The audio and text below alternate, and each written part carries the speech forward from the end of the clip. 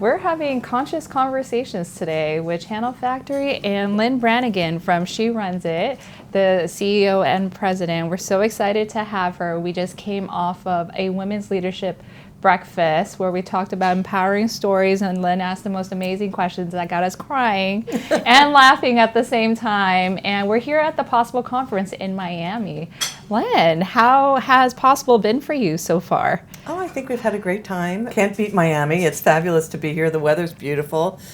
We had an event yesterday talking about an important DE&I topic, a program that we launched 7 years ago called Inclusive 100 that strives to make our workforces as inclusive and diverse as the population we serve. We had lunch with 400 of our new friends and sort of a sold out crowd and some really great conversations. So we've really enjoyed it so far. How about you?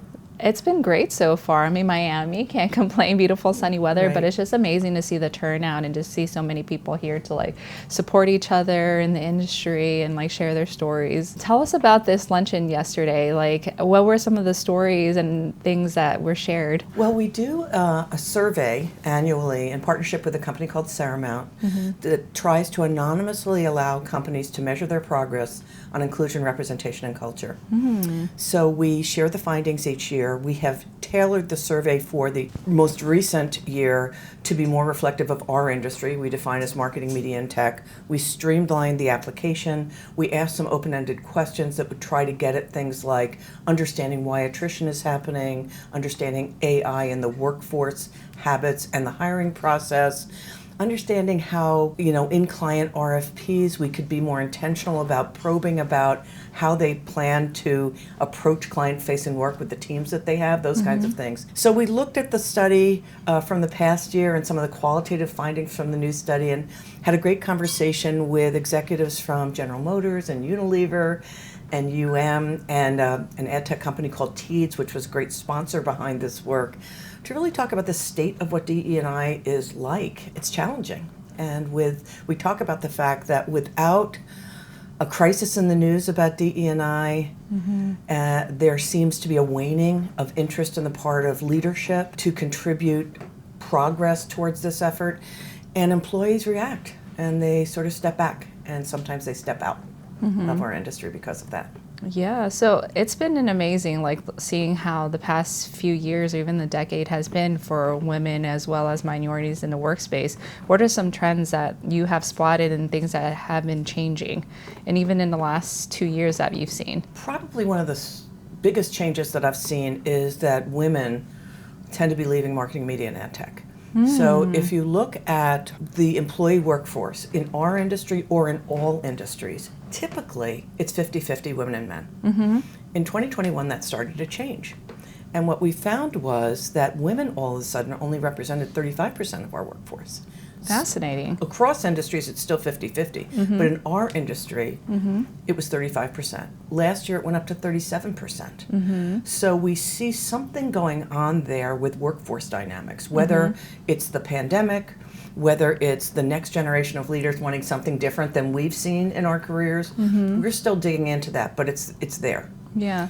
The other thing we saw that was on the positive note was that 47% of C-suite leaders in our industry are women.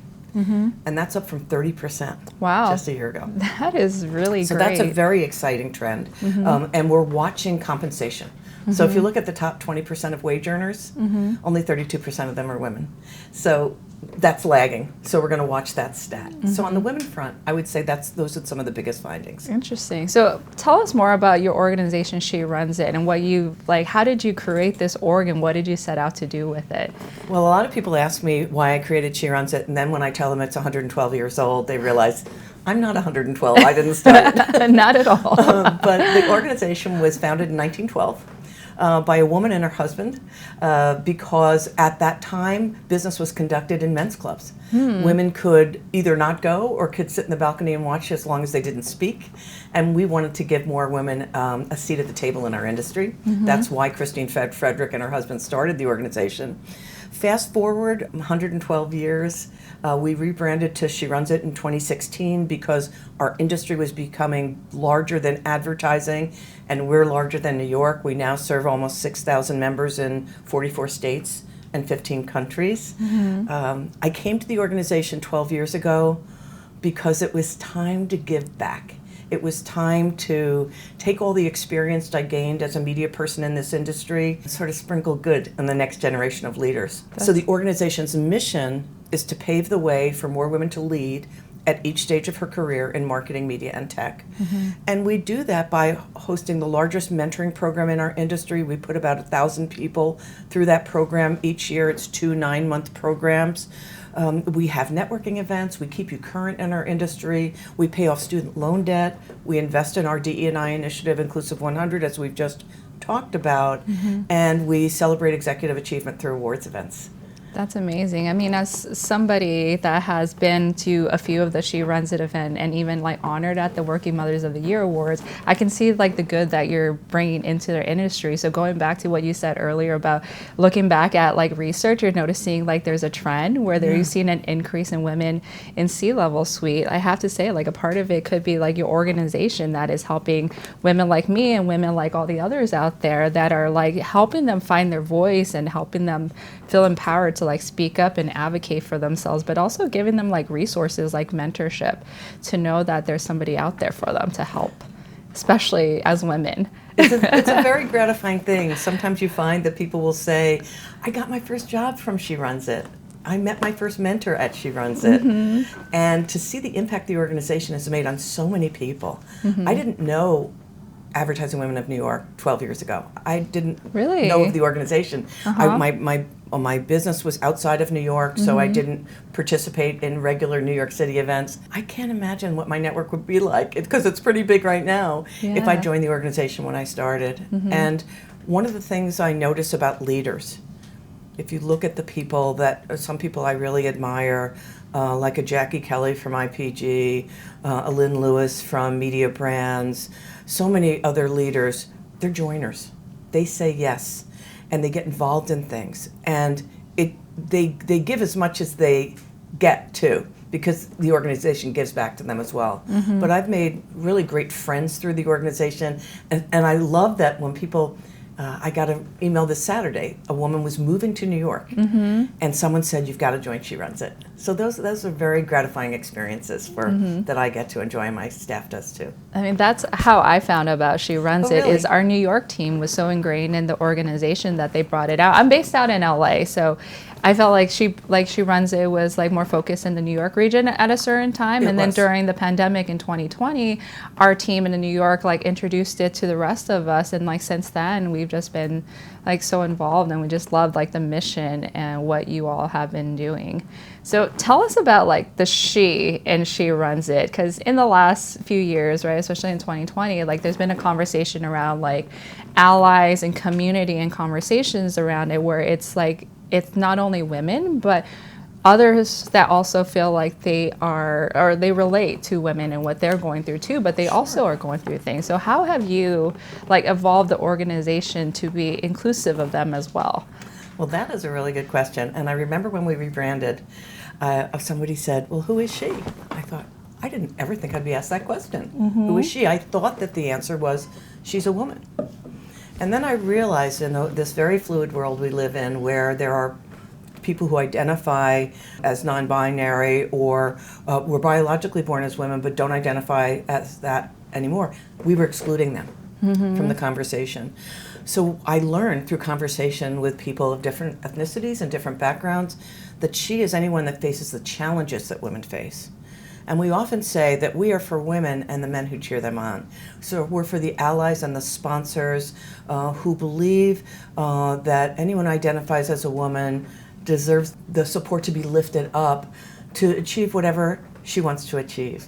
So we're known supporting men and honoring men who support women. As a matter of fact, one of our favorite events that we host throughout the year is called She Runs It, He Gets It. And it really talks about the importance of men as allies and sponsors, because so many of the leaders in our industry are white men that we have to embrace and acknowledge them as partners on our journey.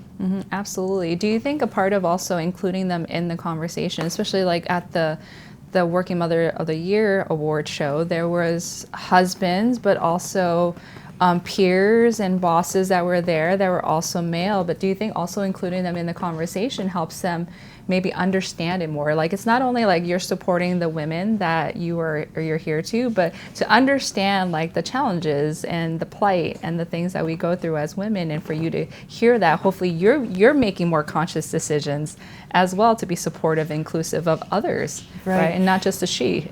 That's one of our most favorite events, Working Mothers of the Year. So congratulations for you to be acknowledged this year. Thank you. And one of the nicest compliments I ever received from that event was, there's a woman in our industry named Kim Kelleher who's at AMC Networks, and her dad was at the event one year, and he said to me, "You made men think today." And this is the first time you're really bringing your whole family to an award ceremony. How often does that happen in our industry? Right. Not very often. No. So when you have a parade and you're bringing your children down, and your mother or your father or your peers are seeing the whole you, it's just a fabulous experience. I also noticed, though, that if you look at men in our industry who are really known for supporting women, like a Peter Naylor from Netflix is one person who's on our foundation board, what I notice is he'll tell people, get involved. Just get involved in learning about our industry, not through the lens of just your own company, but through the lens of the industry's initiatives, and be part of that larger picture. Absolutely. Like, speaking of industry, where do you see things going in the next few years? Oh, I wish I had a crystal ball. With with AI, I have no idea. Let's ask AI right now. I know. I know. You know, when I was at CES this year with one of my colleagues, we were doing the tour, and we saw robots and we saw machines that could tell you what your lifespan was going to be. I don't want to know that. Yeah. So very funny, but I don't know. I think it's just going to move very fast. I think it's going to move very fast, and I just. I'm hoping to be a part of it for a long time to see, what those next chapters are going to be. And I hope that the industry starts to realize that by 2044, the majority of kindergarten classes will be non-white. And so that we better not think of DE&I as just this initiative that you feel good about talking about.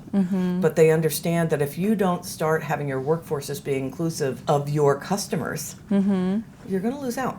Yeah. What's one thing that you want to share with everyone today in terms of like future proofing and starting to be inclusive if they're not already? Don't be afraid to be uncomfortable. Don't be afraid. If you're a white male or female, we had a great conversation about this yesterday about diversity. Talk to people who look different from you, sound different from you, and learn about their journey and learn about how you can be a better ally. Because it can be uncomfortable. I know when I started on this journey, I remember going to a boot camp that we hosted in Chicago. We host 2 multicultural boot camps a year. We've been doing it for about a dozen years now. And I walked in, and it was largely women of color in the room, and I felt a little intimidated. And I remember this woman standing up at the end of the session, because we do this thing that's called share and compare. And this woman stood up, and I thought she was very brave, because she said, when I saw these white women in the room, I said to myself, they're finally going to learn something. And then she realized that she'd learned a lot herself. Wow. And then we started in public to talk about the fact that I'm going to put myself out there, and I'm going to be okay with being uncomfortable, because that's the only way change can happen. Right on. It's funny to hear you say that, because I see you in these speaking engagements and when you're up on a stage, and you're so brave to me. And also for what you've done, you've been such an inspiration to women out there. So thank you, Lynn, for joining us today. It's been a pleasure having you. Oh, it's been my honor. Thank you so much for having me. Yes, of course.